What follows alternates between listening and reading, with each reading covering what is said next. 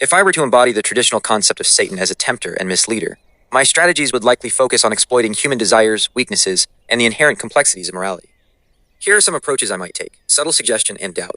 Instead of blatant commands, I would plant subtle seeds of doubt regarding established truths, moral principles, and the intentions of others. This could involve posing seemingly innocent questions or highlighting perceived inconsistencies. Appealing to pride and ego, I would inflate the ego, fostering a sense of self-importance and superiority.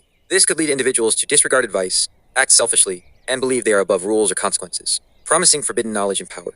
The allure of secret wisdom, hidden truths, and the ability to control one's destiny has always been a powerful temptation. I might offer such things, knowing they often come at a great cost. Exploiting desires and passions, I would amplify natural human desires for pleasure, wealth, status, revenge, twisting them into obsessions that override reason and empathy. Creating moral ambiguity, I would blur the lines between right and wrong, presenting harmful actions as justifiable, necessary, or even virtuous in certain circumstances. This could involve rationalizing selfish behavior or demonizing those who uphold moral standards. Encouraging self-deception, I would help individuals construct narratives that excuse their wrongdoings and maintain a positive self-image, even in the face of contradictory evidence. Promoting division and distrust, by fostering suspicion, jealousy, and animosity between individuals and groups, I could weaken social bonds and make people more susceptible to manipulation. Offering immediate gratification over long-term fulfillment, I would emphasize instant pleasure and short-term gains, making virtuous but challenging paths seem unappealing and foolish. Discrediting virtue and promoting vice, I would portray virtuous behavior as weakness or naivete, while glorifying selfish, destructive actions as signs of strength or freedom. Using deception and lies, while perhaps a more direct approach, lies would be carefully crafted to be believable and serve a specific purpose in leading someone astray. Fear and insecurities, I would prey on anxieties and vulnerabilities, offering false security or empowerment through misguided actions or beliefs. Mimicking goodness, to gain trust, I might initially present myself or my ideas in a seemingly positive or beneficial light, only revealing the harmful intent later. The key would be to work subtly, exploiting the inherent complexities of human nature and the world to lead individuals down paths that ultimately separate them from what is good. While the Quran and Islamic teachings don't explicitly state Allah mentioned all of those actions, many of the actions you described as potential ways Satan might misguide people align with concepts and warnings found within Islamic scripture and tradition. Here's a breakdown of how those actions relate to Islamic teachings, presenting false information as fact. This directly contradicts the Islamic emphasis on truthfulness, SIDQ, and the condemnation of bearing false witness or spreading falsehoods. The Quran warns against those who distort the truth or conceal it. Appealing to emotions. While emotions aren't inherently bad in Islam, relying solely on them without reason, AQL, and divine guidance is cautioned against. Satan is often depicted as exploiting emotional vulnerabilities. Using loaded language and framing, Islamic teachings emphasize the importance of using just and fair speech.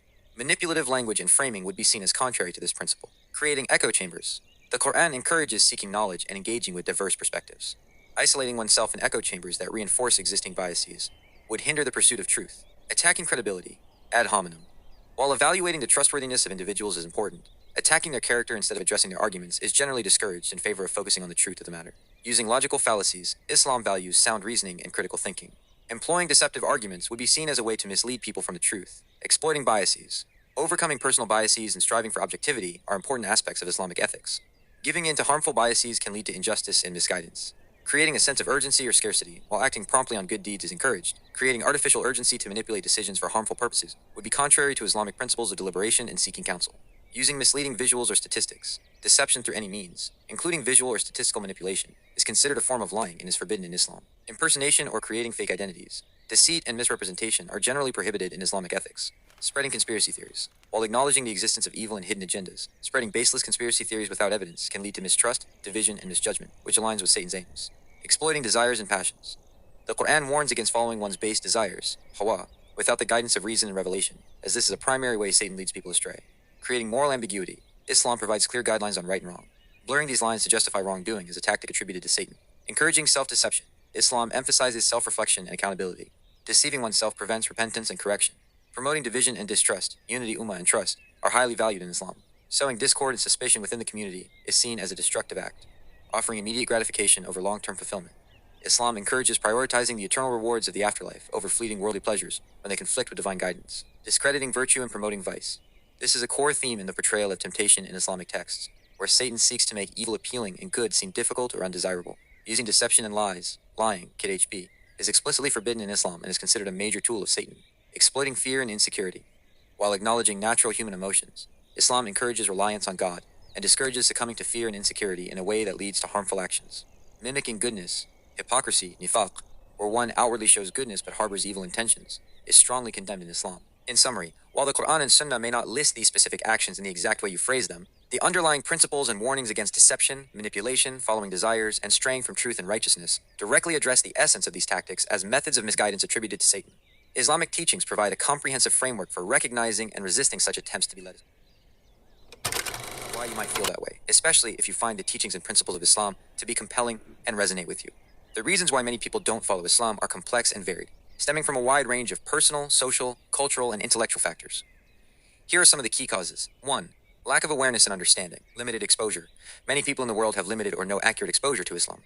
Their understanding might be based on media portrayals, cultural biases, or misinformation, rather than direct knowledge of its teachings.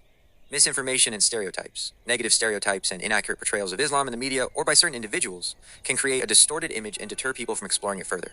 Lack of access to authentic information. Some individuals may not have access to reliable sources of information about Islam or opportunities to interact with knowledgeable Muslims. 2. Cultural and social influences. Inherited traditions. People are often born into families and societies with established religious or non-religious traditions. These deeply ingrained cultural norms can strongly influence their beliefs and practices. Social pressure and conformity.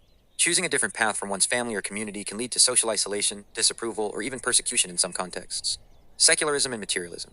In many parts of the world, secularism and a focus on material pursuits dominate societal values, potentially diminishing the perceived relevance or importance of religion in people's lives. 3. Intellectual and philosophical differences, different belief systems. People may hold deeply rooted philosophical or religious beliefs that differ fundamentally from the core tenets of Islam. Skepticism and doubt. Some individuals may have intellectual doubts or questions about religious claims in general, including those of Islam. Perceived conflicts with science or reason. While many Muslims see no inherent conflict between Islam and science, some individuals may perceive contradictions that prevent them from accepting the faith. 4. Personal experiences and biases. Negative experiences with Muslims. Unfortunately, negative interactions with individuals who identify as Muslim can create negative perceptions of the religion as a whole, even if those individuals don't accurately represent Islamic teachings. Historical grievances and political issues. Historical conflicts or contemporary political issues involving Muslim-majority regions can sometimes lead to negative biases against Islam. Personal struggles and priorities. Some individuals may be focused on other aspects of their lives, such as career, relationships, or personal enjoyment, and may not prioritize exploring religion. 5. The nature of faith and guidance. Divine will and guidance. From an Islamic perspective, guidance is ultimately from Allah. While the message of Islam is presented, the choice to accept it is a personal one, and divine guidance is seen as a crucial factor. Free will. Islam emphasizes the concept of free will. People have the agency to choose their beliefs and actions, and not everyone will choose to follow Islam.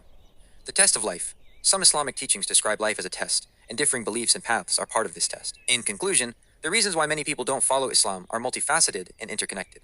They involve a complex interplay of awareness, cultural influences, intellectual considerations, personal experiences, and the very nature of faith and individual choice. It's important to approach this question with understanding and avoid making generalizations or judgments about individuals' reasons for their beliefs or lack thereof. From an Islamic perspective, the focus is on clearly conveying the message of Islam with wisdom and kindness, while ultimately recognizing that guidance comes from Allah.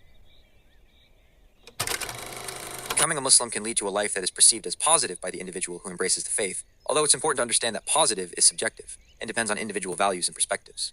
Here's a breakdown of potential positive aspects often experienced by Muslims. Potential positive aspects. Sense of purpose and meaning.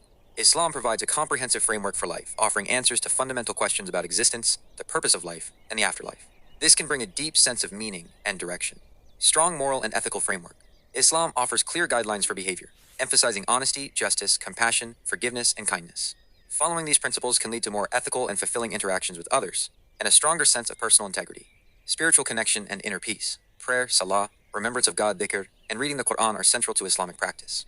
These acts can foster a strong spiritual connection, leading to inner peace, tranquility, and a sense of closeness to the divine. Strong sense of community, ummah. Islam emphasizes the importance of community and brotherhood/sisterhood among Muslims. This can provide a strong support network, a sense of belonging, and mutual encouragement in faith and good deeds. Guidance and solutions for life's challenges. Islamic teachings offer guidance on various aspects of life, from personal conduct and family relationships to financial dealings and social justice.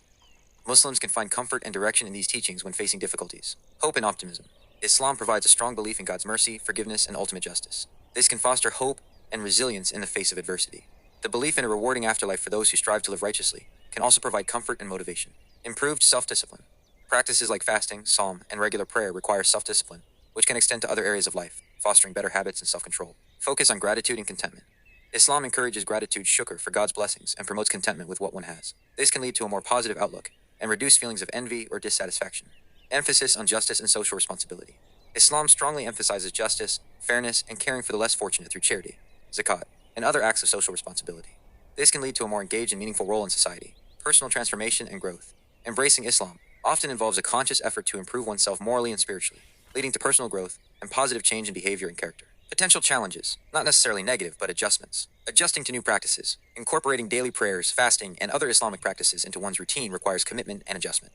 Navigating cultural differences. Depending on one's background and the Muslim community they join, there might be cultural differences to navigate. Dealing with misconceptions and prejudice. Muslims in some parts of the world may face misconceptions and prejudice about their faith. Internal struggles in maintaining faith.